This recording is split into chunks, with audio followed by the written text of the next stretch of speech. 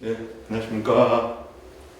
예, 세월호 10주기입니다. 그래서 저희 그 불교계에서도 세월호 10주기 범불교 추모위원회를 좀 결성을 해서 저 두 번째 사업으로 좀 오늘 강연을 이 시간에 준비를 하게 됐습니다. 첫 번째 사업으로서는 우리 그 세월호 참사로 먼저 가신 304위의 희생자들이 계시지 않습니까? 그래서 그분들의 추검과 그리고 우리의 산자들의 다짐을 요원하는 그런 등을 오늘 설치를 해서 저 단원구청학과 세월호 가족협의회 그 사무실 일대 대로변에 304개의 등을 설치를 다 하고, 그리고 이제 세월호 가족분들과 저희 그 추모위원들 한 30분 가까이가 모여서 그 희망의 글귀도 쓰고, 그리고 먼저 가신 젊은 영웅들을 위로하는 그림과 꽃들도 이렇게 그려서 많이 올려드렸습니다. 그리고 와서 이제 오늘 두 번째 사업, 추모 불교 출진위원회 두 번째 사업으로 이렇게 강연을 하게 됐는데, 우리 이제 강연 주제가 보시다시피 세월호에 대한 진실규명입니다. 진실규명에서 좀 핵심이라고 할 수 있는 해경의 구조 방기와 국가의 책임자 처벌 포기에 대해서 우리 그 세월호 가족이신 수연학과인 박종대 선생님을 모시고 강연을 듣도록 하겠습니다. 우리 그 박종대 선생님 모시고 인사 듣고 바로 강연 시작하도록 하겠습니다.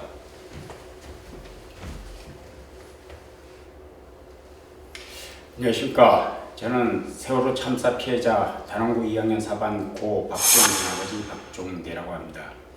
만나 뵙게 돼서 반갑습니다. 이후부터는 앉아서 말씀을 드리도록 하겠습니다. 시작하도록 하겠습니다. 2014년 4월 16일 세월호 참사 이후 10년이 지났습니다. 지금까지 우리 유가족들과 생존 피해자 가족들은 가장 간절히 염원하고 소망했던 것이 진실규명과 책임자 처벌입니다. 그 중에서도 진상규명이 으뜸이라고 말씀드리겠습니다. 우리 유가족들이 알고 싶어하는 진상규명 주제는 사실은 간단합니다. 그러니까 침몰 원인, 그다음에 구조 방기, 그리고 박근혜 7시간, 국정원 등이 크게 나뉘어져 있고요. 저 같은 경우는 지난 10년 동안 구조 방기에 대해서 집중적으로 기록을 검토했습니다. 그래서 오늘은 보시는 바와 같이 해경의 구조 방기와 국가의 책임자 처벌 포기라는 주제를 가지고 여러분들께 말씀을 드리려고 합니다. 좀 더 구체적으로 말씀을 드리면 검찰과 법원이 정말 공정하고 엄정하게 수사를 하고 재판을 했는지, 그리고 세월호 참사 당일 그 해경이 정말 성의를 다해서 구조 작업을 진행했는지, 그리고 3년 6개월 동안 사찰비가 정말 우리 유가족이 원했던 진상규명을 했는지에 대해서 말씀을 드리도록 하겠습니다. 먼저 해경의 구조 책임에 대한 검찰과 법원의 판단 문제점에 대해서 말씀을 드리도록 하겠습니다. 2023년 11월 2일 대법원은 해양경찰청장 김석균 등 10명에게 무죄를 선고했습니다.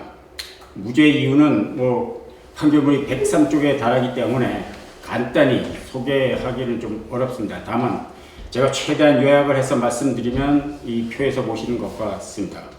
세월호 사고 당일 해양경찰에게는 해양 재난 상황에서 국민을 구조할 엄격한 법령상 직무가 있다.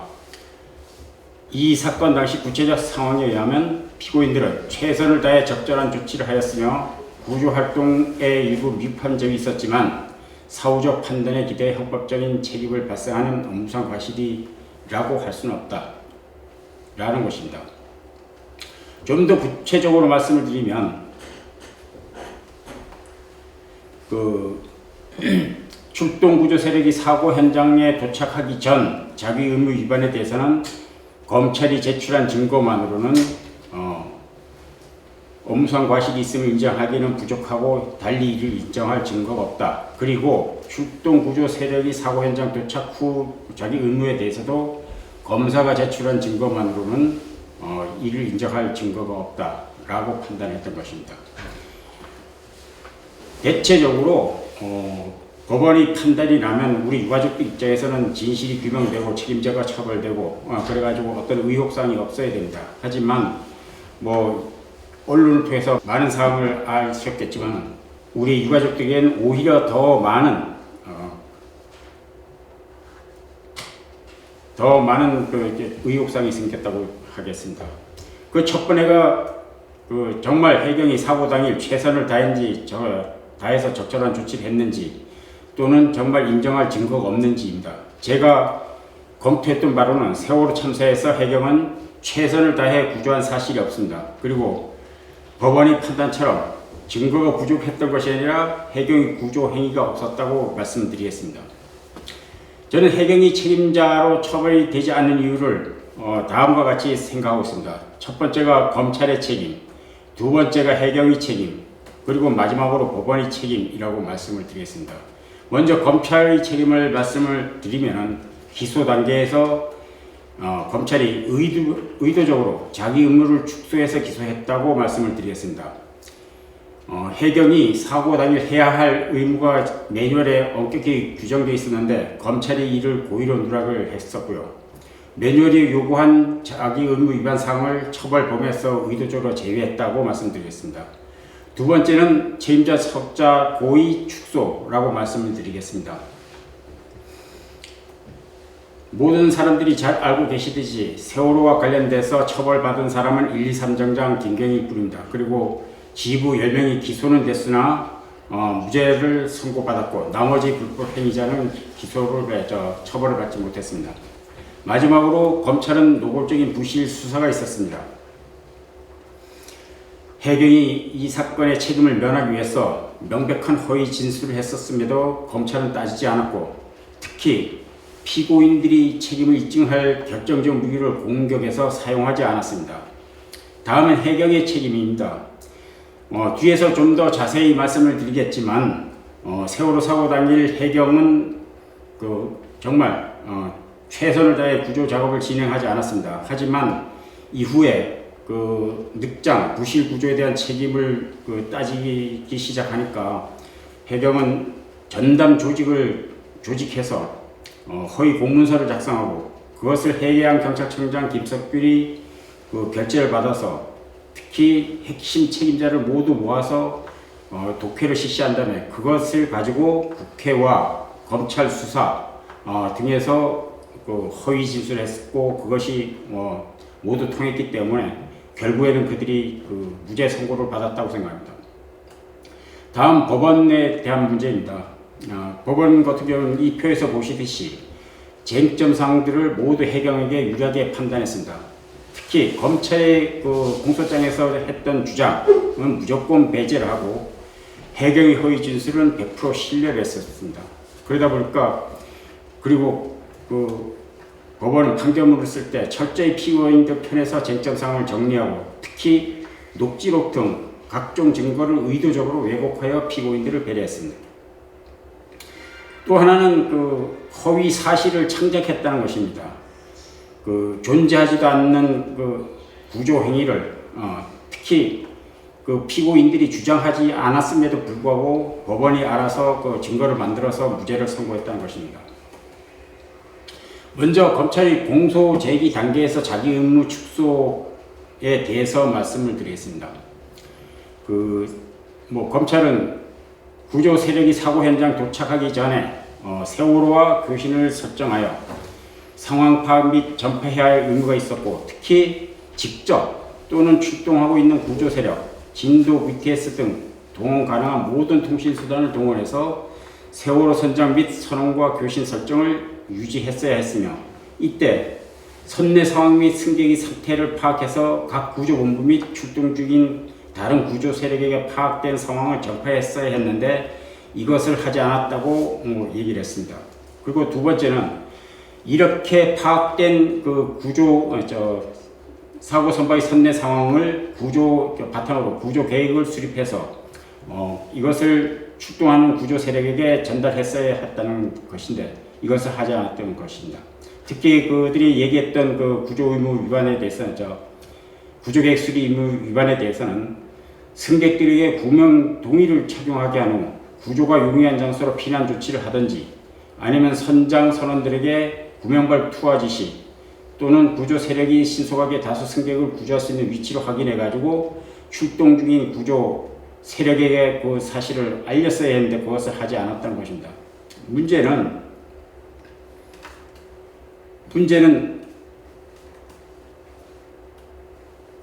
검찰이 이 구조 계획 수립 개념에 대한 착각을 하고 있었다는 것입니다. 제가 확인한 바에 의하면 세월호 참사 당시 해경 구조 매뉴얼에서는 구조 계획 개념은 있었지만 세부 사항에 대한 규정이 없었습니다. 그리고 그때도 그렇고 현재도 그렇고 실무자들은 구조 계획 개념을 잘 모르고 있더라라는 것입니다. 또한 해경은 구조 계획을 수립할 능력이 없었다고 돼 있으며 현재까지 수립해본 경험도 없습니다. 또 하나는 그 세월호 사고 당시와 같은 긴급한 상황에서는 매뉴얼은 그 구조 계획 수립을 요구하지 않고 그 체크리스트를 통해서 직접 그 확인해서 구조 작업을 진행하도록 되어 있었는데 굳이 그 긴급한 상황에 검찰은 구조 계획을 수립했어야 했다고 얘기를 했었습니다. 세월호 사고 당시 그 해경이 적용했던 해상 수색 구조 매뉴얼이 상위 개념에 의하면 구조 계획에 대한 부분은 이것을 얘기하게 돼 있습니다. 이 부분을. 그런데 시간이 없기 때문에 이 부분은 그냥 넘어가도록 하겠습니다. 다음은 구조 세력이 사고 현장에 도착한 후 자기 의무 위반입니다. 한마디로 말해서 퇴선 명령을 했어야 했다는 것입니다. 지휘부 같은 경우에는 세월호 선장 및 선원과 교신을 통해 승객 퇴선 유도를 했어야 됐고 1, 2, 3정의 방송자 및 승조원에 의한 승객 퇴선 유도를 했어야 했으며 헬기 항구구조사에 의한 승객 퇴선 유도를 했어야 했는데 이를 하지 않았기 때문에 책임을 져야 한다고 했었습니다. 다음은 검찰의 책임자 범위 의도적 축소에 대해서 말씀드리겠습니다. 이 표에서 보시는 바와 같이 김석균 해경청장과 김수현 서해지방해경청장, 김문홍 목포서장 등은 지휘해야 할 의무가 있다고 주장을 했고요. 그 다음째 이춘재 경비안전국장, 김정식, 김문홍, 조영곤 등은 지휘하고 보좌해야 할 의무, 그 다음째 최상환, 임근조, 여인태, 유현식 등은 보좌해야 할 의무가 있었는데 이를 위반했다고 했습니다. 문제는 이렇게 되면 여러 가지 문제가 생깁니다. 특히 첫 번째 문제가 뭐냐면은 실무를 했던 실무 책임자에 대한 책임을 처벌하지 못했다는 것입니다. 세월호 사고 당일날 상황실에서 상황요원과 상황실장 등 이 상황 관리를 했어야 됐었고 서해청 안전총괄본부장 이평원과 고답제 항공단장, 특공대장, 진도연합 BTS 센터장 등도 그 구조 작업에 참여해서 일정한 책임이 있었음에도 불구하고 그들을 의도적으로 책임자 처벌 범위에서 제외했다는 것입니다. 또 하나의 문제는 이 김석균, 최상환, 이춘재, 임근조, 여인태 등 이 사람들은 서로 각기 다른 의무를 부담하고 있었습니다. 그러니까 구조본부의 등급에 따라서도 그렇고 그 사람이 해경에서 위치하고 있는 그 포지션에 따라서 서로 다른 구조 의무가 있었음에도 불구하고 재판에서는 이 부분을 피고인들로 묶어가지고 한꺼번에 처리를 했었습니다. 그러다 보니까 한 사람이 어떤 행위를 했었으면 나머지는 어떤 행위를 하지 않았음에도 같이 했던 것으로 처리를 했고 또 어떤 한 사람이 어떤 행위를 하지 못할 사유가 발생했다라고 한다면 나머지 사람도 할 수 없었던 걸로 판단하고 책임을 면해 주었다는 것입니다. 원칙적으로 검찰이 매뉴얼에 따라서 해경을 처벌했었다고 한다면 초동 조치 책임, 그 다음째 구조 지휘 및 구조 활동에 대한 책임으로 나눠서 책임을 물었어야 한다고 저는 생각하고 있습니다. 다음 검찰의 부실 수사와 관련된 부분을 말씀드리겠습니다. 먼저 앞에서 제가 해경의 책임 범위 축소에 대해서 말씀을 드렸는데요. 그 중에서 먼저 시간적인 부분을 좀 나누어서 말씀드리면 이렇습니다. 해경의 매뉴얼에 의하면 해경이 구조해야 할 의무는 4월 18일 정오까지 구조 작업을 진행했어야 합니다. 하지만 검찰은 실제 책임을 물었을 때는 세월호 참사 당일 오전 9시 50분까지 수사하고 그 부분까지만 기소했습니다. 그러다 보니까 실제로 수중 및 해상 표류 생존 승객 구조 방기와 관련된 부분, 그 다음에 허위 공문서 작성 및 행사, 직권남용 및 권리 행사 방해, 허위 사실 유포에 따른 업무 방해 책임 등은 아예 묻지를 않았습니다. 책임자 범위 축소에 대해서는 조금 전 앞에서 말씀을 드렸기 때문에 다시 말씀드리지 않도록 하겠습니다. 다음은 상황 파악 의무 위반에 대해서 말씀드리겠습니다. 원칙적으로 해경은 사고 발생 사실을 인지하고 나면 모든 수단과 방법을 동원해서 사고 선박과 교신을 설정하고, 그래서 사고 선박의 어떤 선내 상황을 파악해서 그것을 바탕으로 교신을 구조 계획을 수립해서 구조 작업을 진행해야 합니다. 하지만 세월호 사고 당일날 특히 목포서 상황실과 목포서장 김문홍이 같은 경우에는 무조건 세월호와 교신을 설정했어야 됐음에도 불구하고 통달 거리가 멀었다는 이유로 교신을 설정하지 않았습니다. 그럼에도 불구하고 법원은 무죄를 선고했던 것입니다.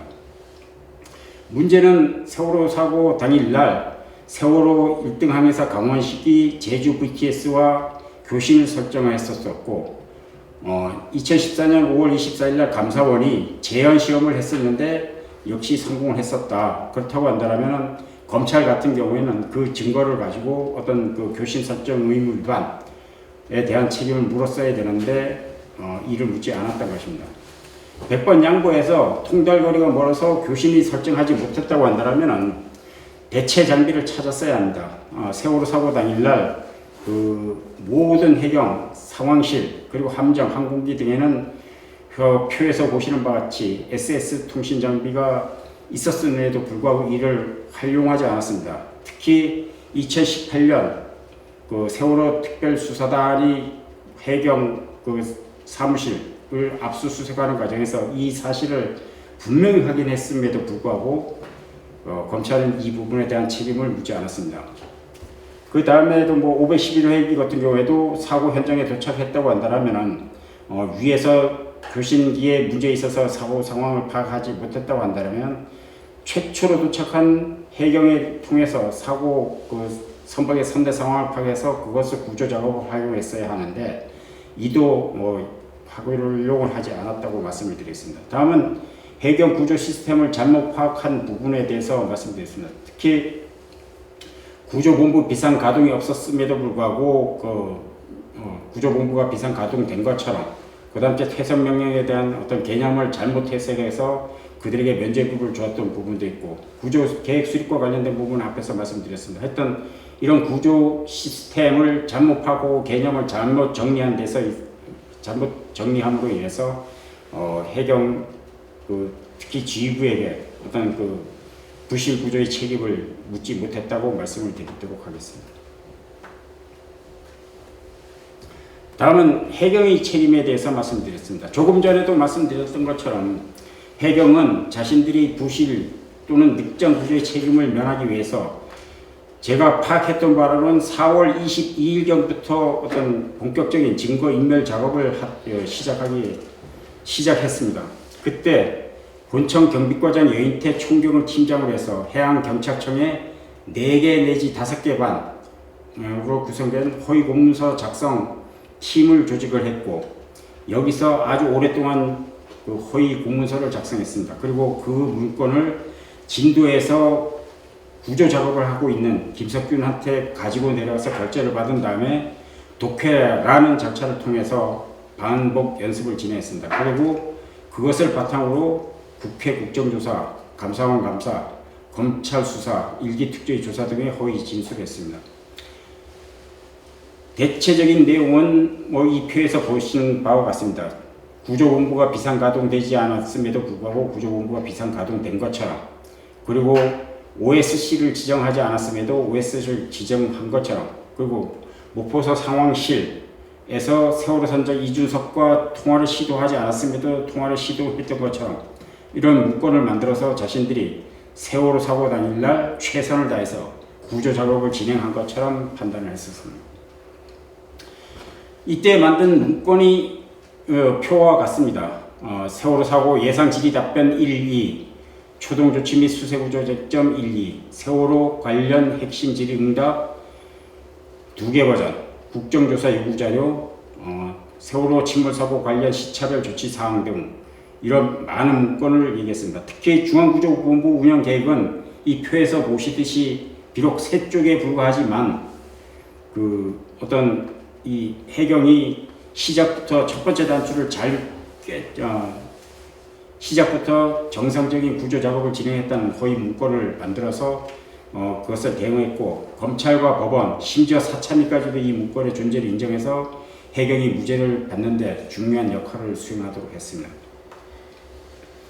조금 전에 제가 말씀드렸듯이 해경은 자신들이 완벽한 범죄를 꿈꾸기 위해서 위에서 말씀드린 허위 공문서를 가지고 연습을 하고 그것을 국정조사 등에 대응을 했었습니다. 이 그림에서 보듯이 해경 핵심 책임자들이 모두 모여서 국정조사 일정에 대한 대응 방향을 논의했고, 특히 그 내용으로는 초동조치 및 수색구조 분야 쟁점에 대해서 아주 철저히 연습을 했습니다. 이 연습은 첫 번째 시작된 것은 아마도 제가 파악했던 바로는 2014년 6월 11일부터 진도구청에서 모여서 했던 것으로 되어 있고요. 해경에 대한 국정조사가 7월 1일, 6월 30일 이때까지 이때서부터 시작이 됐었는데, 실제로 이 표에서 보시듯이 6월 29일까지 목포서 상황실 근무자들까지 참석해서 진행했던 것으로 그렇게 되었습니다. 이들이 허위 공문서를 만들어서 이렇게 대응했던 결과는 이렇습니다. 검찰, 법원, 감사원, 국회 국축특위, 일기특조위, 사참위가 이를 모두 사실로 인정을 했고 무죄 선고의 근거로 삼았습니다. 또한 검찰 세월호 특별수사단은 재수사하는 과정에서 이 부분을 분명히 확인했었는데 그 관련 범죄에 대해서 책임을 묻지 않았습니다. 아주 슬픈 것은 이들이 이런 문건을 만들어서 우리 가족들에게도 제공을 했었고, 또 법원에도 제출하다 보니까 우리 가족들 같은 경우에 이 문건을 읽고 이것을 사실로 받아들여서 2019년도에 어떤 우리 고소 고발장을 작성할 때 애초에 허위 내용을 기반으로 해서 고소 고발을 해서 우리 가족들이 그들에게 책임을 묻지 못하는 원인을 제공했다라는 부분입니다. 다음 법원의 판단 오류에 대해서 말씀을 드리겠습니다. 원칙적으로 우리 가족들은 해경이 살인에 준하는 어떤 처벌을 받을 것을 희망했었습니다. 하지만 이제 잘 아시듯이 검찰은 업무상 과실치사상으로 기소를 했는데요. 법원이 피고인들에게 업무상 과실치사상의 죄를 인정하기 위해서는 예견 가능성과 회피 가능성을 인정했어야 되는데 법원은 이를 노골적으로 알고 있으면서도 인정하지 않았던 것입니다. 특히 세월호 사고 당시에 적용됐던 해상 수색구조 매뉴얼에 의하면 배에 물이 들어오면 배가 기울게 돼 있고, 그러고 나면 반드시 전복이 된다. 그리고 전복이 되고 나면은 그 다음에는 30분 안에 침몰된다 라고 적혀 있었습니다. 그리고 당시 해경은 여러 가지 경로를 통해서 탑승객 모두가 세월호 선내에서 구명조끼를 입고 구조를 기다리고 있다는 것을 알고 있었었고, 특히 배가 40도 이상 기울었으며 40도 이상 기울면 반드시 전복된다는 사실, 그 다음째 여객선 세월호가 침수로 인한 침몰 중이라는 사실을 알고 있었기 때문에 위 매뉴얼에 따르더라도 반드시 전복이 될 것이고, 그러면 그것이 침몰로 이어지며 대형 여객선이었기 때문에 반드시 초대형 참사가 발생한다는 것을 알고 있었을 것입니다. 그런데도 불구하고 법원은 알 수 없었다, 몰랐다, 예상할 수 없었다 라는 논리를 받아들여서 그들에게 무죄를 선고했던 것입니다. 또 하나의 문제는 뒤에서 다시 말씀을 드리겠지만 이 해경이 구조하지 못한 원인이 해경에게 있습니다. 예를 들어서 상황 파악을 제대로 해서 구조 계획을 수립하고 구조 작업을 진행했었다라고 한다면은 분명히 어떤 구조를 할 수 있었고, 따라서 그 원인 제공은 그 해경 지휘부에게 있음에도 불구하고 그 법원은 그들에게 책임을 묻지 않았던 것입니다. 구체적 사례를 말씀드리겠습니다. 앞에서 제가 그 법원이 없었던 사실을 허위로 창작해서 피고인들에게 면책을 해줬다는 부분을 말씀드린 적이 있습니다. 그 중에 첫 번째 것이 그 서해청 상황실장 백남근이 세월호 선장 이준석과 두 차례 전화 통화를 시도했다는 것입니다. 원칙적으로 이 백남근은 서해청 소속이 아니라 목포서 상황실 소속이고, 특히 서해청 상황실에서는 세월호 선장 이준석과 통화를 시도한 사실이 있다고 주장한 사실이 없습니다. 그럼에도 불구하고 법원은 알아서 이들에게 어떤 통화했다는 것을 들어서 무죄를 선고했고요. 또 하나는 목포서 상황실에서 세월호와 교신을 시도하지 않았음에도 불구하고 자의적으로 판단해서 무려 3번씩이나 교신을 시도했다고 판단했습니다. 물론 목포서 상황실에 있던 그 해경들은 우리는 통달거리가 멀어서 세월호와 교신을 설정하지 않았다라고 주장을 했었습니다. 그리고 아까 말씀드렸듯이 노골적으로 해경의 편을 들어서 무죄를 선고했다고 말씀을 드렸는데요.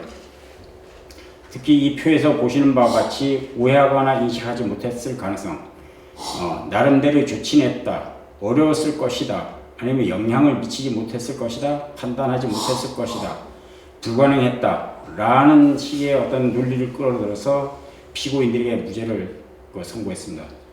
또 하나는 다른 사람들의 핑계를 대는 것입니다. 특히 김경일이 같은 경우는 이미 처벌을 받았음에도 불구하고 김경일을 이 재판에 끌어들여서 피고인들의 면죄부를 주었던 것입니다. 특히 김경일 같은 경우에는 이 표에서 보시는 바와 같이 보고를 지연하거나 아예 누락을 했다, 또는 김경일이 허위 보고를 했다, 아니면 지시명령 불이행했다라는 이유를 들었고요. 특히 통신기기에 대한 문제도 들었고, 그다음에 선장과 선원이 잘못했다는 부분을 논리를 들어서 피고인들의 면죄부를 주었습니다. 특히 선장 선원들 같은 경우에 면죄부를 주었던 구체적인 이유는 피고인들이 진도 VTS를 통해 세월호의 구체적 선내 상황을 물어도 같은 답변을 계속했을 것이다, 아니면 계속해서 거짓말을 했을 것이다 라면서 있지도 않은 사실을 미리 끌어들여서 피고인들에게 면죄부를 주었던 것입니다. 다음은 세월호 사고 당시 구조 가능성에 대해서 말씀을 드리도록 하겠습니다. 이 부분은 법원도 그렇고 검찰도 그렇고 사참위도 그렇고 전혀 논의하지 않았던 영역입니다. 하지만 저는 이 부분을 상당히 좀 중요하게 취급을 하고 있는데요. 그 이유는 애초에 구조할 가능성이 없었다라면 피고인들이 책임을 묻지 못하기 때문입니다. 저는 이 부분을 긍정적인 요인과 부정적인 요인을 나눠서 판단을 하고 있습니다. 그런데 긍정적인 요인을 먼저 결론을 내리면 구조 시간이 짧았던 것을 빼고는 구조에 적합한 환경이었고, 그래서 실패하고 싶어도 실패할 수 없는 구조 환경이었다, 이렇게 말씀드리겠습니다. 그 첫 번째 요인은 기상 환경입니다. 세월호 사고가 밤이 아닌 오전에 발생을 했고, 안개도 끼지 않았고 바람도 없었으며 파도도 0.5m로서 잔잔했다. 그리고 수온이 12.6도씨였기 때문에 승객들이 바다로 뛰어내렸다 하더라도 6시간까지는 생존할 수 있었다는 부분입니다. 그 다음에는 구조 허용 시간입니다. 2014년 2월 17일 서해지방청 상황실과 목포해양경찰서 상황실은 마치 세월호와 비슷한 사고를 예정해서 야간에 합동 훈련을 실시한 사실이 있습니다. 이때 그들이 구조를 위해서 구조 작업을 끝내기 위한 목표 시간이 60분이었습니다. 세월호 사고 당시에는 8시 57분서부터 9시 50분까지 구조가 가능했으므로 무려 53분이 있었었고요. 물론 7분이 좀 모자라긴 했지만 그 주거이었던 점과 어떤 그런 환경을 본다고 하면 결코 짧은 시간은 아니었다고 말씀드렸습니다. 그 다음에 그 어떤 구조 방법의 문제이긴 하지만 적기에 다양한 구조 세력이 출동했다. 1, 2, 3장 한 척이 왔었고 511헬기, 512헬기, 513헬기, 고단체 CN-235기 등 4대의 항공기 그리고 승객들이 탈출하면 모두 태울 수 있는 상선도 무려 3척이 있었었다. 그런 부분을 생각한다면 절대 그 승객들이 탈출하더라도 구조를 하지 못할 상황은 아니었다. 이렇게 말씀을 드리도록 하겠습니다. 다음은 탑승객 비율과 적당한 기울기였다는 것입니다. 이 표에서 보시는 바와 같이 세월호 사고 당시 탑승객 숫자는 476명이었으며 거기에 70%에 해당하는 사람들이 단원고 학생이었다는 점입니다. 잘 아시다시피 단원고 학생들은 어렵기 때문에 판단 능력은 없으나 누군가가 그 어떤 나가 또는 나와 라는 어떤 명령만 했었다면 신체가 건강해서 최고 빨리 탈출할 수 있었다는 것입니다. 또 하나는 그 이들이 그 4층과 5층 객실에 머물렀다는 점입니다. 잘 아시듯이 그 4층 객실은 9시 50분까지 그 침수가 되지 않은 상태였고 따라서 그 9시 50분까지 탈출 명령을 내렸다고 한다면 모두 탈출할 수 있었습니다. 또한 9시 50분경까지는 이 사진에서 보시는 바와 같이 그 어떤 이 적당히 기울어 있었기 때문에 오히려 바다로 직접 뛰어내리기에는 아주 안전한 그리고 그 적당한 조건이었다는 부분을 말씀드리겠습니다. 다음 부정적 요인을 말씀드리겠습니다. 그 모든 사람들은 가천대학교 박형주 교수가 세월호 선언, 조타시 선원들이 그 탈출하는 9시 45분경에 탈출 명령을 내렸다고 한다면 6분 17초면 사고 그 탑승객 모두가 탈출할 수 있었다고 그 말을 했었기 때문에 마치 운동장에서 이동하듯이 어떤 그렇게 쉽게 이동할 수 있는 것처럼 생각을 하고 있습니다. 하지만 제가 판단했던 바에 의하면은 그것이 좀 어려웠었다, 쉽지는 않은 상황이었다 이렇게 말씀드렸습니다. 특히 그림에서 보시듯이 세월호는 좌우현에 객실이 있었고 객실 출입문은 복도 쪽에서 객실 안쪽으로 열리는 구조였습니다. 이렇다 보니까 좌현의 객실 출입문은 그 좌현 쪽으로 기울면 자동으로 뻥 뚫리는 천정이 되어가지고 로프와 사다리가 없으면 탈출하기가 어렵다. 반면에 우연 객실 출입문 같은 경우에는 자동으로 닫혀가지고 벽이 되어버린다. 그래서 승객들이 그 의사에 반해서 강제로 갇히는 현상이 발생됐었다 라고 말씀드리고요. 그리고 그 복도 또한 90cm밖에 되지 않았기 때문에 그리고 또 좌현 출입문이 열렸었기 때문에 아주 한정된 숫자만이 그 복도에서 대기할 수밖에 없었다 라고 말씀드리겠습니다. 그래서 그 실제 이 밑에 있는 중간 부분에 밑에 있는 표에서 보시듯이 4층에 있었던 325명 중 탑승객 중 192명이 사망자로 발견이 되었었고 이 중에 184명이 객실에서 발견되었다는 것입니다. 따라서 실제로 세월호 사고 당시에는 어떤 사람들이 도움이 없었다고 한다면 탈출하지 못할 조건이 좀 있었었다. 그렇기 때문에 특히 해경이 그 신경을 써서 구조 작업을 진행했어야 했다라고 말씀을 드리겠습니다. 하지만 사참위는 이와 다르게 판단했습니다. 그림에서 보듯이 어렵지 않게 어려움이 없을 것, 탈출하기 용이한 조건 뭐 이렇게 해서 퇴선 명령만 내렸었다면 아주 쉽게 나가는 것처럼 판단을 했습니다. 그것을 바탕으로 해서 또 그 조사 보고를 썼고 그러다 보니까 너무 긍정적인 어떤 조사 보고를 썼다고 말씀을 드리도록 하겠습니다.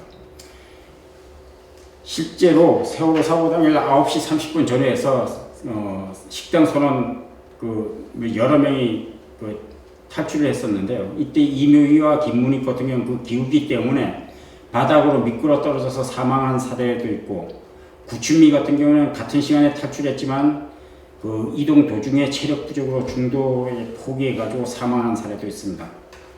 그리고 또 사참위의 문제는 이 그림에서 보듯이 그림 하단에서 보듯이 10시 17분에서 10시 18분까지만 어떤 퇴선 명령을 내렸다고 한다면 쉽게 퇴선할 수 있었다고 얘기했는데, 실제로 이 시간에는 사람들이 올라가지도 못하고 내려가지도 못하고 오직 옆으로만 이동할 수 있었기 때문에 그렇게 쉽게 탈출할 수는 없었다고 말씀을 드리겠습니다. 다음은 본격적으로 그 해경의 구조 관계에 대해서 말씀을 드리도록 하겠습니다. 먼저 사참위 어떤 구조 관계에 관련된 어떤 그 조사 결과부터 말씀드리겠습니다. 사참위는 공식적으로 조사 보고서에서 구조 관계에 대한 원인은 발표하지 않았습니다. 다만 2022년 9월 2일 날 세월호 최종 보고서 무엇을 담았는가 라는 국회 토론에서 조사관 이준태가 발언을 했던 것이 있고, 직권조사 과제 완료 보고를 위해서 전원위원회에서 회의를 했었을 때 이때도 약간의 어떤 것을 결론을 내렸다. 그리고 사참위 조사관 박영대가 민주주의와 인권 제23권 3호의 국가범죄로서의 세월호 참사라는 제목으로 논문을 게재했는데, 거기서 어떤 이 참사의 원인을 약간 적은 부분이 있다라고 말씀드렸습니다. 사참위가 내린 결론은 이렇습니다. 하나는 퇴선 명령을 내리지 않았다, 선장과 선원이. 두 번째는 안일함, 임무 방기. 그 다음 세 번째는 구조훈련 부재, 경험의 부재. 그리고 마지막으로는 무식무능 무체계라는 것입니다. 특히 이 무식무능 무체계에 대해서는 아주 노골적으로 써놨는데, 세월호 참사 당시 해양경찰은 상황대책팀, 구조본부 등이 무엇이고 언제 어떻게 가동되는지에 대한 제대로 된 규정도 매뉴얼도 인식도 없었다. 심지어 정확한 단어도 알지 못하는 수준이다. 라는 식으로 하면서 그 무식무능 무체계에 대해서 좀 신랄하게 비판했습니다. 하지만 저는 이 부분에 대해서 동의를 하지 않습니다. 세월호 사고 당시 해경의 구조 시스템은 1993년 10월 10일 서해 해리호 사건으로 거슬러 올라갑니다. 이때 초대형 최악의 참사가 생겼기 때문에 해경은 특별 대책을 수립하고 제도를 개선했는데, 이때 그 제도 개선된 내용이 세월호 참사 때 사용됐던 매뉴얼입니다. 그래서 그들이 무려 19년 동안이나 그 해당 매뉴얼을 가지고 업무를 봐왔었기 때문에 그렇게 무식하고 무능하고 무체계하지는 않았었다라는 부분을 말씀드리고, 이 부분은 사참위가 해경을 모욕한 것에 해당한다고 말씀을 드리도록 하겠습니다. 제가 판단한 결과에 의하면 어떤 사참위처럼 어떤 무식, 무능, 무체계가 아니라 불진정, 부작위범이라고 말씀을 드리겠습니다. 예를 들어서 매뉴얼 또는 법이 정한 구조 의무를 해경이 고의 또는 과실로 이행을 하지 않아서 발생한 참사라는 것입니다. 따라서 앞에서 말씀드렸던 법원이 최선을 다해서 구조했지만 구조 작업을 진행했지만 구조하지 못한 사건, 또는 안일함, 경험 부재, 훈련 부재, 무식, 무능, 무체계 때문에 어떤 발생했다는 그 부분은 전혀 사실이 아니라고 말씀드리고, 다만 9시 50분경 이후에는 그 경험과 훈련이 필요했었다라고 말씀드렸습니다. 저는 앞에서 그 법원이 해경이 세월호 사고 당일 최선을 다해서 구조 작업을 진행했다라고 판단했다라고 말씀을 드린 적이 있습니다. 그러면 지금서부터 정말 세월호 사고 당시에 해경이 최선을 다해서 구조 작업을 진행했는지에 대해서 말씀을 드리도록 하겠습니다. 잘 아시다시피 세월호는 2014년 4월 15일 9시경 인천항을 출항해서 뭐 중간에 약간의 문제가 있었다는 증언이 있지만 비교적 순조롭게 운항을 하고 있었습니다. 그리고 사고는 8시 49분경 발생을 했고요. 이때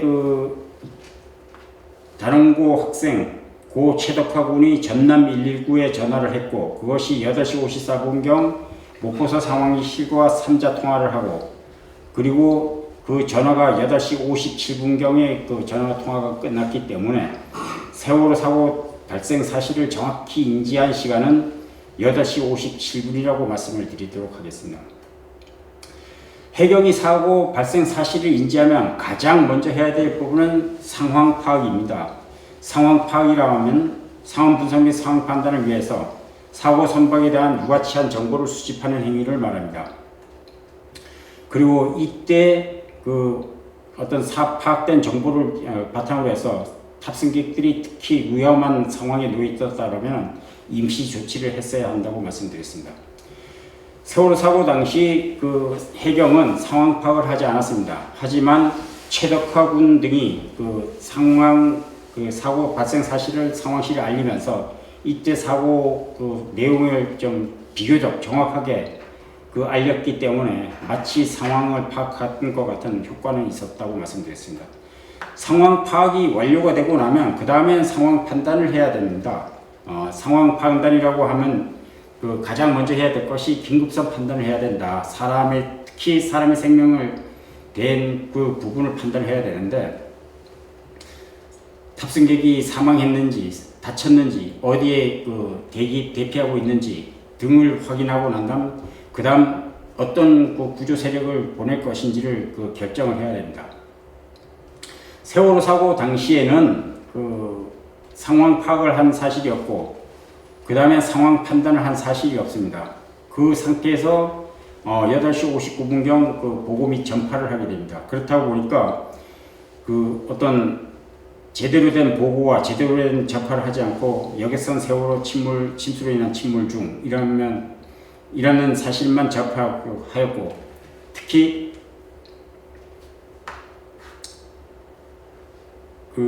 어떤 출동 구조 세력이 사고 현장으로 출동할 것만 알리는 어떤 좀 부실한 그런 사태가 있었다고 말씀드렸습니다. 보고 및 전파가 끝나고 나면 구조 세력 출동 지시를 해야 됩니다.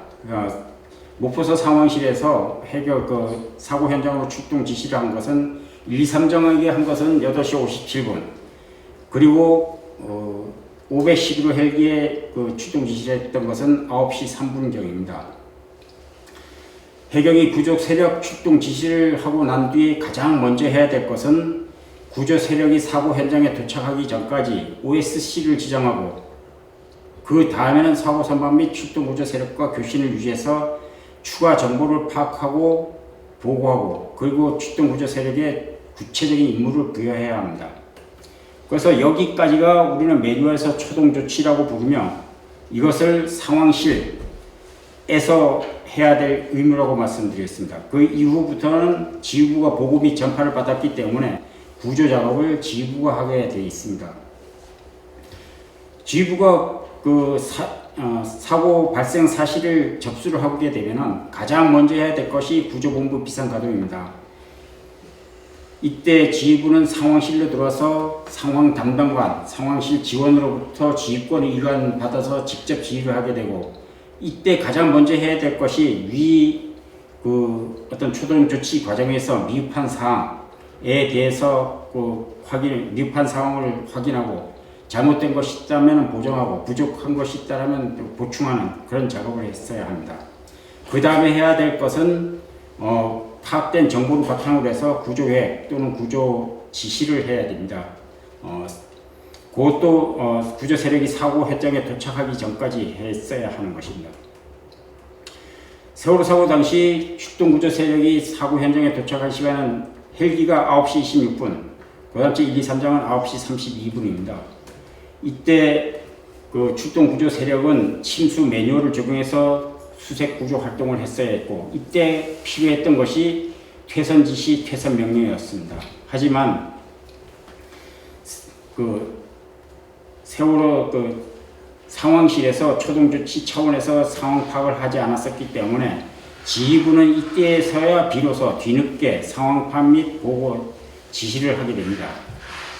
그 결과에 의하면은 1, 2, 3정장 김경일이 해경 지휘부 또는 상황실과 전화 통화와 무선 교신을 하느라고 실제로 구조 지휘를 하지 못했다. 제가 확인한 바에 의하면 김경일이가 9시 50분까지 직접 자기가 구조 지휘를 할 수 있는 시간은 약 한 4분 정도밖에 되지 않더라라고 말씀드리겠습니다. 상황이 그렇다 보니까 잘 알고 계시듯이 김경일은 선원 및 도주 선원 및 자력 탈출 승객만 구조했고, 구조된 승객의 숫자 파악하는 것만 없었던 것입니다. 세월호 사고 당시에 그 지휘부와 상황실에서 구조 작업을 정확히 진행했었다고 한다면 사실상 여기서 구조가 종료가 됐어야 했고 그 결과는 전원 구조였어야 합니다. 하지만 이 부분을 하지 않았었기 때문에 추가 구조 작업이 필요하게 됩니다. 앞에서 말씀드렸듯이 세월호는 9시 50분경부터 전복되기 시작합니다. 따라서 이때서부터는 구조 작업을 전복 매뉴얼에 따라서 그 작업을 진행했어야 했고, 이때 했어야 하는 것은 공중 및 해상 수색, 그 다음째 공기주의 또는 수중 수색을 했어야 합니다. 그리고 세월호는 4월 18일 정오를 위해서 침몰했었기 때문에 공식적으로 구조 작업이 종결되는 것은 그 4월 18일 정오까지다 라고 말씀을 드리도록 하겠습니다. 이후에는 사후 조치에 해당합니다. 그러니까 그 세월호 사고 당시 해경은 이것을 가지고 그 수색 구조라고 말씀을 하셨지만 실제로는 사체 및 유골 수속, 그 다음째는 선체 인양 작업을 진행하게 되고, 이것은 구조 범위에 들어가지 않는다라고 말씀을 드리겠습니다. 이 표에서 보시듯이 세월호 당시에는 그 진행된 것은 그 보고 및 전파, 그 다음째 구조 세력 출동 지시를 제외하고는 제대로 된 것이었습니다. 그리고 뒤에 사체 및 유골 수습과 선체 인양에 대해서는 일부 진행이 됐었지만 이것은 구조 단계는 아니었기 때문에 해경이 진행했다고 말씀을 드릴 수는 없습니다. 그리고 이 표에서 보시듯이 나머지에 대해서는 하나도 진행된 것이 없다 라고 말씀을 드리겠고요. 이것을 가지고 저는 어떤 법원이 최선을 다해서 구조 작업을 진행했다고 판단했던 것에 대해서는 도저히 인정하지 못하겠다라고 말씀을 드리도록 하겠습니다. 만약에 세월호 사고 당시에 해경이 상황 파악만 제대로 했었다면 이 표에서 보시듯이 출동 구조 세력이 사고 현장에 도착했을 때 나가 또는 나와 라는 퇴사 명령을 할 수 있었을 것입니다.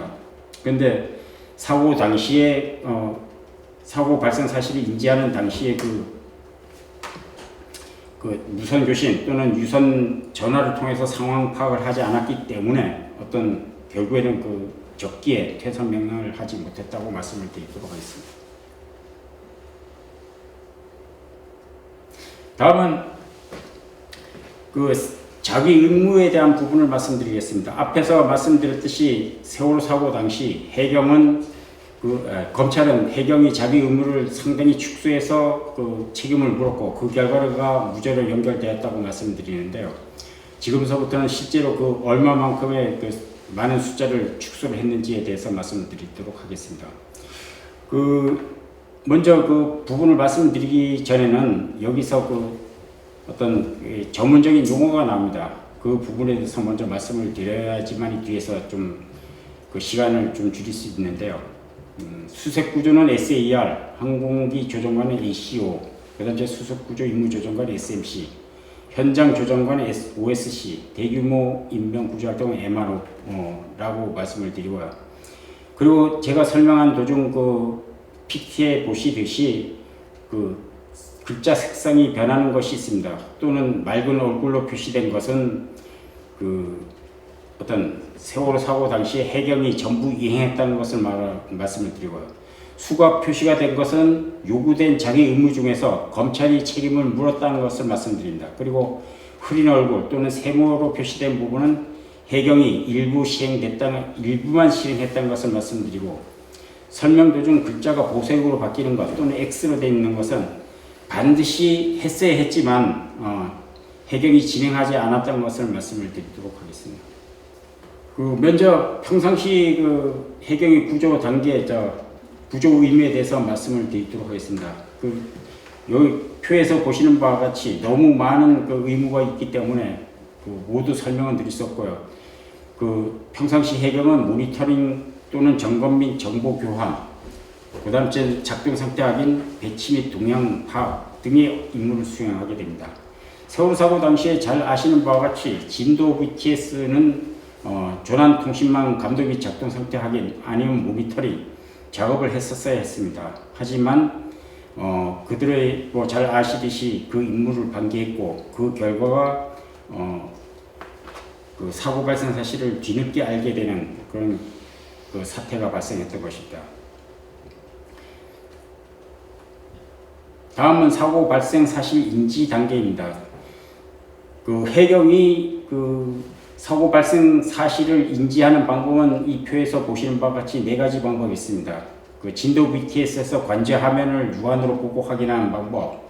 그 다음째는 사고 선박이 침몰되면 자신이 침몰 사실을 자동으로 알리는 장비를 통해서 하는 방법.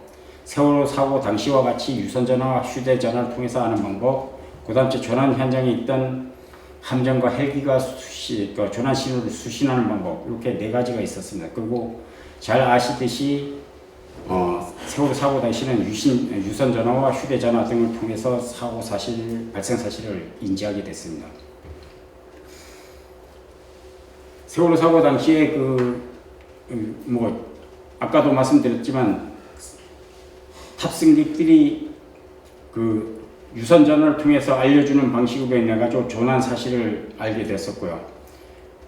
그 다음에 그 표에서 보시는 바와 같이 조난 사실 파악과 선조치 여부, 그 다음째 그 조난 전용 통신 채널 설정 비추가 정보 수집, 그 다음째 상황실의 조난 통신 처치 결과 등 상황 보고 등은 전혀 이루어지지 못했습니다. 그 번째 상황 파악 단계입니다. 아까도 말씀드렸듯이 상황 분석 및 판단을 위하여 사고 선박의 유아치한 정보를 파악하는 것을 그 상황 파악이라고 하고, 밑에 그 별표로 돼 있어서 그 상황실에서 파악해야 할 일반 정보에서 보시듯이 일반적으로 이런 부분을 그 파악을 했어야 했습니다. 근데 세월호 사고 당시에는 이 표에서 보시듯이 조난 선박의 위치, 선명, 선적부, 선원, 승선원 수, 화물의 종류 및 양에 대해서는 그 파악이 됐고, 요구되는 지원의 형태, 희생자의 수는 전혀 되지 않았습니다. 그리고 조난 선박의 침노 및 속도, 선박의 형태, 그다음에 그런 부분 됐고, 청취하고 있는 사고 선박의 조치 사항과 사고 내용 상세 정보, 선박의 경사 등은 파악이 되지 않았습니다.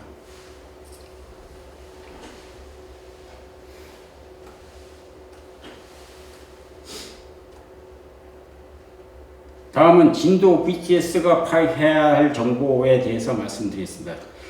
진도 BTS 같은 경우는 세월호 사고 당시 가장 우수한 통신 장비를 갖추고 있었고, 그리고 1, 2, 3정을 그 다음으로 가장 가까운 위치에 있었으면 전문 교신 요원이 있었기 때문에 세월호 사고 당시 그 사고 선박의 선내 정보는 원칙적으로 진도 BTS가 파악을 했어야 했습니다. 하지만 이 표에서 보듯이 세월호 사고 당시에는 그 현재의 침수 정도 및 침수 진행 여부 정도만 파악이 됐고, 퇴선, 해상 투신, 인근 선박 구조 등 인명 안정 상태, 갑판 및 결실 잔류 인원 침수 구역 고립 여부, 구조 세력 현장 도착 전 자체 침수 저지 가능 여부, 방수 장비 및 배수 펌프 지원 시 침수 가능 여부, 이런 부분은 전혀 파악이 되지 않았다라고 말씀을 드리겠습니다. 그리고 다음은 상황 파악 단계입니다. 여기서도 상황 파악을 하지 않았기 때문에 상황 파악 판단 자체를 하지 않았었다. 특히 긴급성에 대한 판단을 했어야 되는데 하지 않았고, 추가 정보 수집을 했어야 되는데 하지 않았다라고 말씀드렸습니다. 그 다음은 상황 판단 회의 개최의 단계입니다. 이건 상황 판단과 단계와 그 연장선상에 있는 것인데요. 상황 판단은 상황 담당관이 했어야 되는데 하지 못했을 경우 전문적인 사람들이 모여서 회의를 열어서 상황을 판단하라는 취지입니다. 보시듯이 아무것도 하지 않았다 라고 말씀드리고, 그럼에도 불구하고 본청 그 상황실에서는 세월호 사고 당시 마치 그 9시 10분서부터 그 상황 판단 회의를 개최해서 구조 작업을 진행한 것처럼 그 어떤 서류적인 부분을 꾸며 놓았다, 이 부분을 말씀드리고, 실제로 세월호 사고 당시 그 본청 상황실에서 실질적인 구조 작업을 진행한 시간은 9시 27분이 지난 시점서부터라고 말씀을 드리도록 하겠습니다. 그 다음에 상황 전파 및 보고 단계입니다. 아까도 말씀드렸듯이 그 8시 57분경 사고 발생 사실을 인지하고 8시 59분에 상황 전파 및 보고를 했었기 때문에 비교적 이 단계는 뭐 잘 진행된 것처럼 보입니다. 하지만 가장 치명적인 실수는 이 표에서 보시듯이 그 제3순위에 있는 지휘 및 참모 계통과 관련된 보고 및 전파에 대한 부분이다. 왜냐하면은 세월호 사고 당시 고 최덕화 군이 과의 전화 통화가 끝나서 세월호 사고 발생 사실을 완벽하게 인지하게 되는 그 시간인 8시 57분경에는 목포해양경찰서장 김문홍이 512호 헬기에 탑승해서 사고 현장 인근 해역을 운항 중이었습니다. 만약에 김문홍에게 즉시 세월호 사고 현장으로 출동할 것을 보고하고 전파를 했었다고 한다면 김문홍은 9시 20분경에는 사고 현장에 도착할 수 있었고, 그렇다고 한다면 아마도 구조 결과는 좀 달라졌을 것이다 라고 저는 생각하고 있습니다. 그 다음에는 이제 TRS 문자 정보망, 광역 위성망 또는 유한 통신망 개설 등을 했어야 했는데 일부 하지 않았었고요. 상황실에 조난통신 천치 결과 등 현장 구조 세력은 보고를 했어야 되는데 하지 않았다라는 점을 말씀드렸습니다. 다음은 수색 구조 세력 출동 지시 및 동원 단계와 관련된 부분입니다. 표에서 보시는 바와 같이 최인근 한행 성바 조업상 파악 및 구조 지원 요청 등은 일부 시행이 됐고요. 사고 위치 인근 함정, 발주소 해경구조대 출동 지시, 인근 해경서 특구단 세력 동원, 조난 및 안전방송 실시, 전속 이동, 조난 현장 도착 예정 시간 보고 등은 이루어졌었던 것으로 되어 있습니다. 그리고 OSC 지정, 출동 중인 수색구조 세력에 대한 추가 정보 전파 및 수집, 상황시간 교신 설정, 그 다음 OSC 및 ACO 지정 여부 확인, 조난 선박 및 상황시간 통신 유지, 그 다음 SAR 또는 ACO와 세력 등 현장 동원 세력 통신 설정 등은 이루어지지 않았습니다. 다음은 검찰이 가장 중요하게 얘기하는 수색 및 구조 계획 수립 단계입니다. 검찰 수사 결과와 달리 실제로 매뉴얼에서 요구하는 구조 계획은 이렇습니다. 표 하단에서 보듯이 상황 파악이 단계에서 상황 파악된 정보를 바탕으로 해서 지휘부는 구조 방법에 대한 부분, 그러니까 직접 사고 선박을 올라가든지 아니면 퇴선 방송을 유도해가지고 구조 작업을 진행하든지, 또는 출동 구조 세력을 어떤 것을 할 것인지, 1, 2 구조대를 보낼 것인지, 특공대를 보낼 것인지, 아니면 항공 구조사를 보낼 것인지, 아니면 긴급성에 따라서 의사 등을 파견할 것인지, 또는 함정과 항공기 등 투입 구조 시설을 어떤 것을 보낼 것인지, 응급조치, 또는 환자를 안전한 장소로 이동하는 방법 등을 정하게 되고, 그것을 서류로 만든 것을 구조 계획이라고 합니다. 그리고 앞에서 말씀드렸듯이 구조 계획을 수립할 여유가 없을 때는 체크리스트를 활용해서 구조 활동을 실시하라고 되어 있었습니다. 따라서 세월호 사고 당시에는 구조 계획을 수립할 것이 아니라 체크리스트에 따라서 즉시 구조 작업을 진행했어야 했고, 가장 중요한 것은 퇴선 명령을 했어야 했다라고 말씀드렸습니다. 하지만 이 표에서 보듯이 수색 구조 및 수색 및 구조 계획 또는 OS 및 SAR 세력에 전파하는 부분을 하지 않았었고요. OSC 수색 및 구조 계획이 하지 않았다라고 말씀드리고, 현장 출동 구조 세력도 어떤 수색 구조 계획을 입수해서 수색 구조 작업을 진행했어야 되는데 그 부분을 진행하지 않았다라고 말씀을 드리며, 앞에서 말씀드렸던 추가 상황 등을 파악해서 상황실에 보고했어야 되는데 그 부분도 하지 않았다고 말씀드리겠습니다.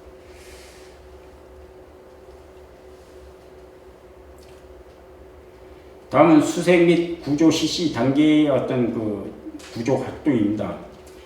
실제로 세월호 사고 당시에는 앞에서 말씀드렸듯이 구조 현황 집계 및 피구조자 처리하는 부분, 이 부분을 제외해놓고는 해경이 진행한 것이 없다라고 말씀드렸습니다. 특히 수색 구조 계획을 수립하지 않았기 때문에 당연히 수색 구조 계획에 의거한 활동을 하지 않았었고, 또 현장 출동 구조 세력도 수색 및 구조 계획에 의거한 활동을 하지 않았다라고 말씀드렸습니다. 그리고 구조 방법 결정, 그러니까 직접 등선을 하든지 개선 유도 구조를 하든지 그런 것을 했어야 되는데 그 부분도 하지 않았다고 말씀드렸습니다. 마지막은 수색 구조 종료 단계입니다. 아까도 말씀드렸듯이 수색 구조라고 하면 그 살아있는 사람을 구조하는 것을 얘기합니다. 따라서 그 객관적으로 논리적으로 그 확실하게 그 생존자가 존재하지 않는다면 해경은 더 이상 수색 구조 작업을 진행하지 않고 그 수색 구조 작업을 종결하게 됩니다. 세월호 사고 당시는 뭐 이 수색 구조 종료를 사실상 2014년 11월 11일 날 했었기 때문에 이 부분은 뭐 추가로 논의할 필요는 없다라고 말씀드리고, 이때 이들이 해야 될 것은 그 어떤 재발 방지 대책을 수립하기 위한 그 습득 교훈을 하고 그것을 서류로 만들어 놔야 된다라고 말씀드리겠습니다. 그리고 실제로 세월호 사고 당시 그 관련된 문제는 2019년도에 그 해경이 정권이 바뀌고 난 다음에 이 그 복귀 및 개선 대책이라는 이름으로 어떤 그 사례 연구를 했다라고 말씀드리고, 그다음째 어떤 그 소송이 요구되기 때문에 어떤 기록을 다 취합해 가지고 일정한 장소에 보관해서 어떤 소송에 대응하는 그 절차를 밟았어야 했다라고 말씀드리겠습니다. 따라서 어떤 이상 그 사례들을 바탕으로 해가지고 실제로 그 세월호 참사 당시에 그 구조 작업이 제대로 진행되지 않은 이유, 그다음에 최악의 참사가 발생한 이유를 제 나름대로 그 정리를 해본다고 한다면, 가장 큰 것은 매뉴얼이 정한 구조 절차를 준수하지 않았기 때문이다라고 말씀드리겠습니다. 그 중에서도 상황 파악을 하지 않은 것이 가장 큰 문제였는데, 특히 이 목포서 상황실 이 8시 57분까지 상황을 접수하고 나서 상황 파악을 해야 했음에도 불구하고 하지 않았다라고 말씀드리고, 이 상황 파악 의무는 모든 해경이 가지고 있었던 의무다라는 것인데, 세월호 사고 당일에는 실제로 진도 연안 VTS를 제외하고는 나머지는 아무것도 하지 않았다라고 말씀드리겠습니다. 특히 진도 연안 VTS가 상황 파악을 했었지만 정말 그 제대로 했느냐, 매뉴얼에 따라서 했었느냐라는 부분은 따지지 않을 수 없다라고 말씀드렸습니다. 앞에서 제가 말씀드렸듯이 그 진도 VTS는 그 여러 가지 상황 파악했어야 됐었는데 거기서 상당한 부분을 파악하지 않았었고요. 특히 진도 VTS는 한꺼번에 상황을 파악해서 한꺼번에 보고하고 전파했어야 합니다. 하지만 그 9시 7분서부터 9시 37분까지 30분간 64개의 교신을 진행하면서도 그것을 한꺼번에 하지 않았고 그것을 또 한꺼번에 보고하지 않았기 때문에 결국에는 그 어떤 선언이 도주하는 시점에까지 어떤 특별한 조치를 하지 못했다라고 말씀을 드리도록 하겠습니다. 두 번째 외에는 이제 목포서 상황실이 보고 누락 및 지연과 관련된 부분이라고 하겠습니다. 아까 앞에서도 말씀드렸듯이 목포서 상황실은 탑승객들로부터 전화를 받으면서 상당히 고급 정보를 접수한 사실이 있습니다. 하지만 이것을 윗선에 보고하지 않고 다른 구조본부에도 전파하지 않아 가지고 어떤 그들이 합리적이고 효율적인 어떤 구조 작업을 진행하지 못하는 어떤 그런 사태가 발생됐다고 말씀드리고요. 그 결과 지휘부가 구조를 지휘하지 않았기 때문에 결국에는 최악의 참사가 발생했다라고 말씀드리겠습니다. 마지막으로 이 사참위가 유가족이 원했던 진상 규명을 제대로 했는가라는 부분에 대해서 말씀을 드리도록 하겠습니다. 잘 아시듯이 사참위는 2018년 12월 11일부터 2022년 6월 12일까지 3년 6개월 동안 조사를 했습니다. 사참위는 출발할 때 표에서 보시듯이 직권조사과제 14건, 그 다음째 유가족 신청과제 8건, 그래서 모두 22건의 어떤 조사 계획을 세웠고요. 보고서가 실제로 작성된 것은 직권조사과제 11건, 그 다음째 유가족 신청과제 5건이었다고 말씀드렸습니다. 직권조사과제에서 모자란 것은 일부를 병합을 했기 때문에 실제 보고서는 작성되지 않았다는 부분이 말씀드리고요. 그것째 유가적 신청 과제는 3건의 신청 취하가 있었다라고 말씀드리겠습니다. 그 아래 표에서 보시듯이 사참위는 직나 1서부터 직나 14까지 어떤 조사 계획을 수립했었고 여기서 직나 1부터 직나 5까지가 구조와 관련된 부분이라고 말씀을 드리도록 하겠습니다. 그래서 직나 1부터 직나 5까지 구조와 관련된 부분을 보다 좀 자세히 설명을 드리면 직나 1 세월호 참사에서 해경 및 유관기관 초동조치 적정성 조사라고 되어 있고요. 이것은 511호 헬기가 사고 현장에 도착하는 9시 26분경까지 상황실에서 제대로 조치를 했느냐 안 했느냐라는 부분을 조사하기 위한 어떤 조사 과제를 수립했던 것으로 판단이 됩니다. 그리고 직나 2 같은 경우는 선원 및 유관기관의 조치 적정성 조사로 되어 있고요. 그리고 직나 3 세월호 참사에서 정부의 수색구조 및 군안 작업의 적정성 조사로 되어 있습니다. 이것은 아까도 말씀드렸듯이 9시 26분부터 세월호 사고 당일 9시 26분부터 세월호가 침몰하는 4월 18일 정오까지 해경의 구조 조치의 적정성에 대해서 논하기 위한 어떤 조사 과제로 판단이 됩니다. 그리고 직나 4 같은 경우는 청와대 대응의 적정성 조사이고요. 직나 5 같은 경우는 세월호 참사 수습 과정에서 해경 등 대응의 적정성 조사라고 말씀을 드리겠습니다. 그리고 직나 5 같은 경우는 원칙적으로 4월 18일 정오부터 그다음 이제 사후 수습까지를 얘기하는 것이기 때문에 선체 인양이 완료되는 시점, 그러니까 2017년 5월까지 3월까지 이때까지 어떤 문제점을 파악하는 어떤 조사 과제다라고 말씀을 드리겠습니다. 그러면 실제로 세월호 사고 당시에 사참위 해경의 구조 상황에 대해서 사참위가 제대로 조사했느냐를 따지지 않을 수 없습니다. 옆에 있는 표에서 보시듯이 사참위 조사 결과 보고서 보시듯이 직나 1 같은 경우는 세월호 참사에서 해경 등 초동 대응의 적정성 조사라는 이름을 바꾸고 조사 보고서를 작성했는데 문제는 앞에서 말씀드렸듯이 직나 1과 직나 2 선언 조치 적정성을 합쳐서 한 개의 조사 보고서를 썼는데 실제로는 어떤 선언에 대한 어떤 조사는 전혀 진행을 하지 않았다라는 부분을 말씀드리겠습니다. 그리고 실제로 앞에서 말씀드렸듯이 9시 26분경까지 조치 적정성을 논했어야 되는데 실제 보고서에서는 사고 당일 9시 50분 이전까지 어떤 조치 적정성을 조사 보고서를 썼다라고 말씀드리겠습니다. 직나 2 같은 경우는 자동 폐기가 됐기 때문에 더 이상 논할 이유가 없는 것 같고 직나 3 같은 경우에는 수속구제 및 군안 작업의 적정성을 해서 4월 18일 정오까지 적정성을 논했어야 되는데 조사 과제 이름을 세월호 참사에서 정부의 초기 수색구조 적정성 조사로 바꾸고 본질적인 어떤 수중 수색구조라든가 공중 수색, 해상 수색에 대한 부분 이런 부분을 논했어야 되는데 그 부분은 논하지 않고 최초 희생자 양승진 선생, 박지영, 정창훈, 임경빈, 권호천 이런 사람들에 대한 어떤 단편적인 조사만 실시했다. 특히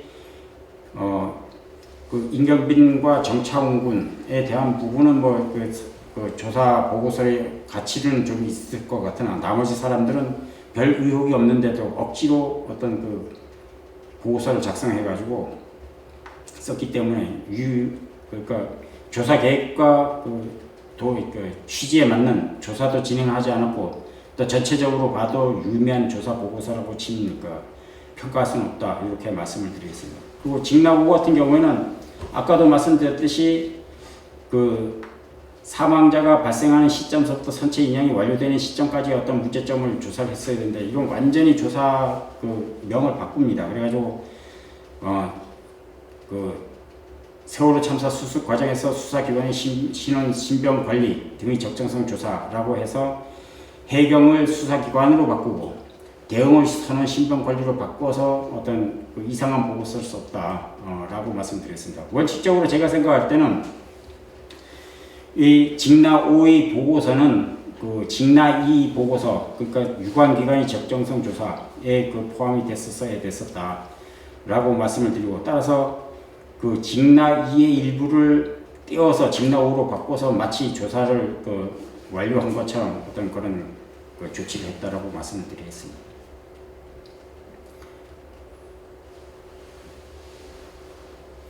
사참위 조사 결과에 대한 어떤 평가를 말씀드리도록 하겠습니다. 기본적으로 아까 제가 말씀드렸듯이 그 사참위가 원래 그 취지는 유가족의 한을 풀어주기 위해서 어떤 그 출범한 그 조직이었기 때문에 실제로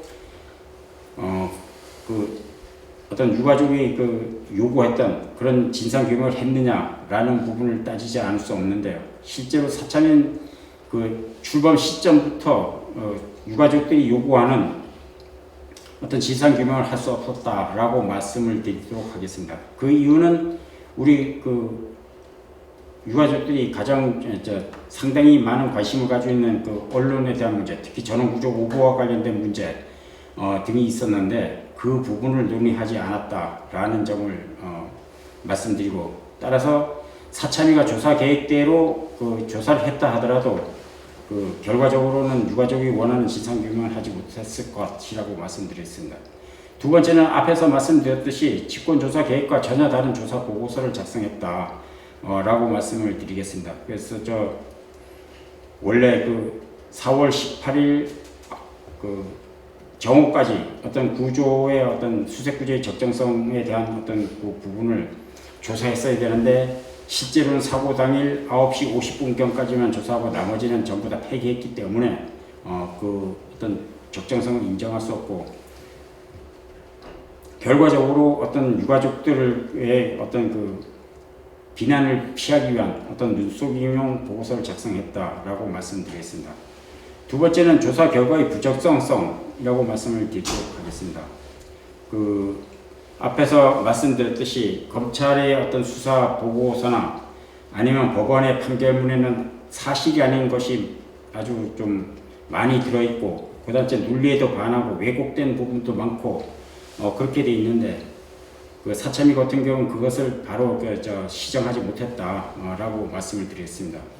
또 하나는 윤석열 정부가 그 출범하면서 가장 우리 유가족 입장에서 본다면 그 가장 또 유익한 일은 청와대를 개방했다는 것인데 그것을 사참위 보고서에 반영하지 않았다라는 것을 말씀드리도록 하겠습니다. 실제로 제가 청와대 2번을 방문을 해가지고 확인했던 결과에 의하면은 실제 검찰 수사 결과가 적정하지 못했더라. 그래서 우리가 알고 있는 박근혜가 4월 16일 10시 22분경에 세월호 사고 발생 사실을 인지했다고 되어 있는데 그 부분은 전혀 잘못됐고, 그 이후에 그 이전의 조치와 그 이후의 조치도 잘못되었음에도 불구하고 이 부분을 사참위는 바로잡지 못했다라고 말씀을 드리도록 하겠습니다. 다음은 사참위 조사 결과의 문제점에 대해서 말씀드리도록 하겠습니다. 사참위의 가장 큰 오류는 자신들이 직접 조사를 하지 아니하고 검찰 수사 자료를 베꼈다는 것이 문제입니다. 따라서 제가 판단할 때는 만약에 검찰 세월호 특별수사단이 재수사를 하지 않았으면은 사참위가 보고서를 쓰지도 못했을 것이다 라고 말씀을 드리겠습니다. 우리 유가족이 이 진상규명을 원했던 부분, 특히 검찰이 수사를 했었음에도 진상규명을 요구하고 거기에서 특조위를 출범시키고 사참위를 출범시키기 위해서 머리를 깎고 단식을 하고 아스팔트 위를 걷고 했던 것은 근본적으로 검찰 수사 결과를 믿지 못했기 때문입니다. 따라서 사참위는 조사를 시작했으면 이때부터 검찰 수사 자료는 완전히 배제를 하고 독자적인 어떤 조사를 했었어야 되는데 그것을 하지 않았다라고 말씀드리고, 이것은 우리 유가족을 육부인의 문제라고 말씀을 드릴 수밖에 없다라고 말씀드리겠습니다. 또 하나의 문제는 조사 결과 보고서 외에 다른 조사 자료를 공개를 하지 않았다라는 부분입니다. 저 같은 경우에는 법원으로부터, 검찰로부터, 감사원으로부터 많은 자료를 받았었는데 정작 그 유가족을 위해서 출범했던 사참위로부터는 그 자료를 제대로 받지 못했다라고 말씀드리고요. 또 공개된 보고서마저도 실명 처리가 되지 않아 가지고 실제로 그 이 사건을 보지 못하는 사람은 전혀 어떤 그 보고서를 보고 어떤 그 내용을 파악하지 못한다라고 말씀드리겠습니다. 그리고 뭐 9시 50분경까지 구조활동의 적정성 조사와 관련돼서는 이미 말씀을 드렸기 때문에 더 이상 말씀드리지 않도록 하겠습니다. 그래서 최종 결론을 말씀드리겠습니다. 그 세월 사고 당시 그 세월 사건 진상 규명과 관련돼서 검찰과 법원은 앞에서 말씀드렸듯이 그 노골적인 부실 수사, 피고인 봐주기를 했었고 실제로는 아까도 말씀드렸던 그 여러 가지 그 구조 단계 중에서도 상황 파악 의무 위반과 퇴석 명령 불이행만 그 책임을 논했다 라고 말씀드리겠습니다. 그렇다고 한다면 사참위 같은 경우에는 그 상황 파악 이전의 문제, 그다음에 상황 판단 회의, 그다음에 그 수색 구조 그 진행 현황 등에 대해서도 정확히 논했어야 되는데 아까 말씀드렸듯이 검찰 수사 뺏기를 했던 경우에 따라서 수사 결과, 검찰의 수사 결과와 법원의 판단 결과와 전혀 다르지 않은 어떤 그런 보고서를 썼다라고 말씀드리고요. 지금 뭐 잘 아시듯이 그리고 앞에서 말씀드렸듯이 이미 사참위가 조사 절차를 종료했고 따라서 현재 상태에서는 국가가 주도하는 진상규명은 사실상 종료된 상태다라고 말씀드리겠습니다. 그래서 국가가 더 이상 하지 않는다고 생각하고 그리고 우리는 진상규명이 완료되지 않았다고 생각하기 때문에 결국에는 그 남은 조사 과제에 대해서는 피해자, 그다음에 피해자와 그 가족협의회, 사유연대가 책임지고 계속 진행을 해야 된다라고 생각하고 있습니다. 하지만 현재 상태에서는 뭐 그 누구도 추가 진상 규명을 진행하지 않고 논의 자체도 하지 않고 있다라는 부분을 말씀드리고 따라서 가협과 사유연대는 이후에 철저한 계획을 조사 계획을 수립해 가지고 능동적이고 공격적인 어떤 진상 규명을 촉구해야 된다라고 말씀을 드리도록 하겠습니다. 제가 오늘 말씀드릴 것은 여기까지.